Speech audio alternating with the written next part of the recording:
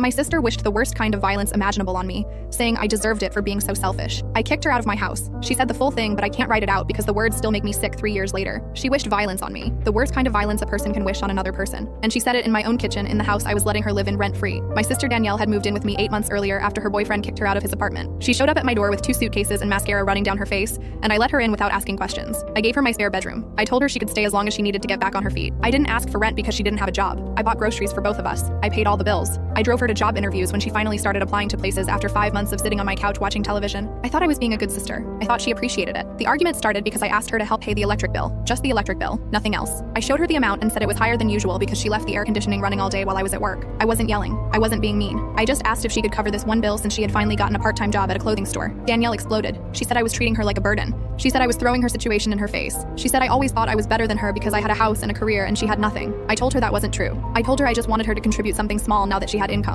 She kept escalating. She brought up things from our childhood that had nothing to do with the electric bill. She said our parents always favored me. She said I got everything handed to me while she struggled. None of that was true, but I didn't argue because I could see she was spiraling. Then she said it, those words. She wished that someone would do the most horrible thing imaginable to me. She said I deserved it for being so selfish. She said it would teach me what real suffering felt like. I stood there unable to move. My own sister, in my own home, wishing that on me. Danielle seemed to realize she went too far because her face changed. She tried to take it back. She said she didn't mean it. She said she was just angry. I didn't respond. I walked to her bedroom and started pulling her clothes out of the closet. She followed me asking what I was doing. I grabbed her suitcases from under the bed and started filling them. She asked me to stop. She said she was sorry. She said it was just words and I was overreacting. I kept packing her things. She started crying and said she had nowhere to go. I told her that wasn't my problem anymore. She called our mother from my living room and handed me the phone saying Mom wanted to talk sense into me. Our mother told me I was being too harsh. She said sisters fight and say things they don't mean. She said I should forgive Danielle and let her stay. I asked our mother if she would let someone who wished that kind of violence on her continue living under her roof. She got quiet. I hung up and handed the phone back to Danielle and told her she had 1 hour to leave. She left. She moved back in with our mother 2 states away. I didn't hear from her for almost a year. When she finally called, she acted like nothing happened. She said she missed me and wanted to visit. I said no. She asked why I was still holding a grudge. I told her I wasn't holding a grudge. I was holding a boundary. She said I was being dramatic and that families should forgive each other. I said some words can't be taken back and some things can't be forgiven. She hung up on me. Our mother tried to fix things at Christmas by inviting us both without telling either of us the other would be there. I walked in and saw Danielle sitting on the couch and turned around and walked out. I spent Christmas alone that year,